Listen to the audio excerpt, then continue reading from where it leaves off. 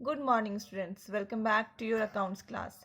We are discussing on ratio analysis. In the first video we had discussed about the liquidity ratio and I had discussed about the current ratio and liquid ratio, that is also called acid test ratio or quick ratio. Okay, I had sent you the PDF which is related with this current ratio and liquid ratio. I also solved the question related with their book. Okay, in today's video we are going to solve solvency ratio. Solvency ratio is divided into four types: debt equity ratio, total assets to debt ratio, proprietary ratio, interest coverage ratio. Okay, so I had told you again and again, this chapter is a formula based chapter and you have to go through the formula thoroughly. Okay, तो हम लोग मैंने यहाँ पे demarcation बना रखा है. ये देखिए, पहला है डेप्ट इक्विटी रेशियो, उसी का शॉर्ट फॉर्म है DER. ठीक है, डेप्ट इक्विटी रेशियो क्या होता है? Non current liability divided by share holders fund. ठीक है, इस फॉर्मूला को हम लोग क्या बोलते हैं? डेप्ट इक्विटी रेशियो. ओके, एंड इसका आइडियल रेशियो है 2:1. ओके, अब हम इसमें जानते हैं कि इसमें नॉन करेंट लायबिलिटी में कौन कौन से आइटम्स होते हैं, फिर हम जानेंगे शेयर होल्डर्स फंड में कौन कौन से आइटम्स होते हैं. ये देखिए, नॉन करेंट लायबिलिटी, जब आप लोग बैलेंस शीट सीखते हो, कंपनी का बैलेंस शीट, तो एक हेड होता है that is non current liability. इसके अंदर जितने भी आइटम होते हैं वो नॉन करेंट लायबिलिटी में आते हैं, like long term borrowings, long term provisions, other non current liabilities. Okay, ये तीनों आ जाते हैं किसमें? नॉन करेंट लायबिलिटीज में. Okay, next is share holders fund. ठीक है, शेयर होल्डर्स फंड में कौन कौन से आइटम आते हैं? Share capital and reserve plus surplus. Okay, share capital है या फिर आप उसको रिजर्व बोल सकते हो.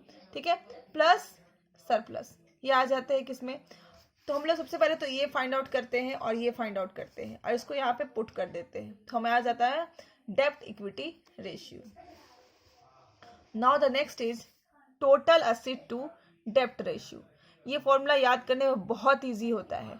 इसमें आंसर यहीं पे लिखा है, टोटल एसेट्स डिवाइडेड बाय डेप्ट रेशियो. डेप्ट मतलब नॉन करेंट लायबिलिटी.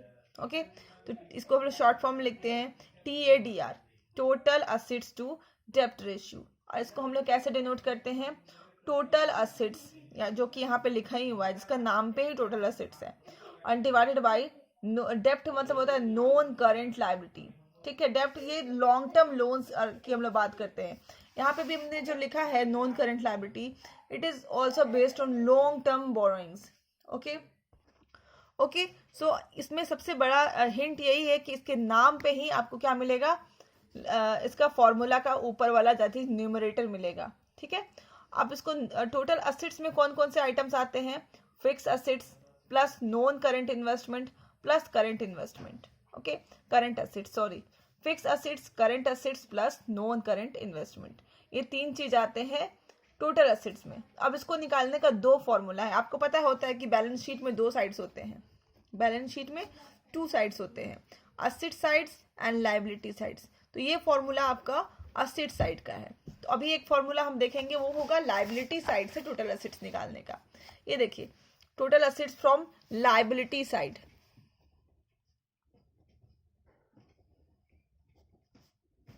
ठीक है, लायबिलिटी साइड से टोटल एसेट निकालने का formula, share holders fund plus non current liability plus current liability. ठीक है, ये हो जाता है आपका टोटल एसेट्स निकालने का फ्रॉम लायबिलिटी साइड्स. ओके, इसको पुट कर दिए, हमारा आ गया. ठीक है, अब यहाँ पे नॉन करंट लायबिलिटी कौन कौन से होते हैं? तो उसका सेम है, ये सेम है, यहाँ पे आ जाएंगे. ओके,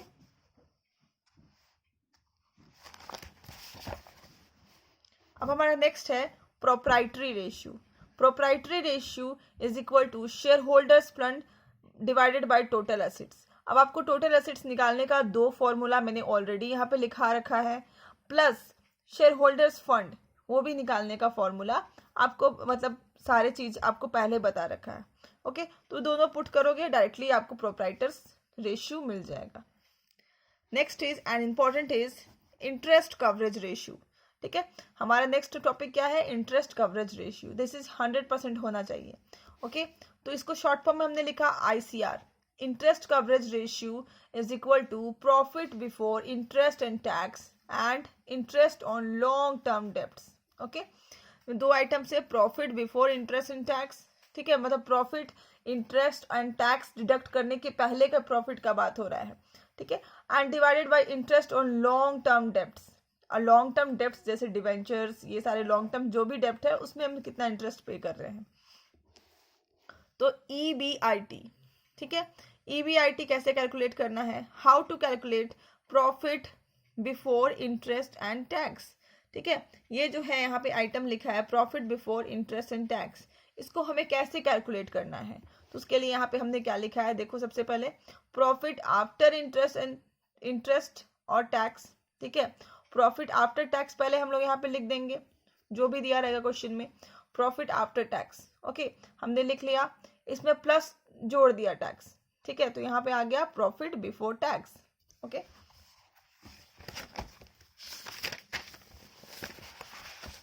ठीक है, उसके बाद हमने इसी में इंटरेस्ट जोड़ दिया, interest on long term debts, और उसके बाद जो रिजल्ट होगा that is called profit before interest and tax, PBIT, ठीक है, and the next is PBT, that is profit before tax. उसको कैसे निकालेंगे, profit before tax is equal to profit after tax divided by 100% minus tax percent. Okay, तो ये था 5 formula जो हमने आज डिस्कस किया, ठीक है। अब अभी मैंने देखो इतने सारे क्वेश्चंस सॉल्व करे हैं, ठीक है, जो कि मैं आपको PDF फॉर्म में भेज दूंगी। ओके।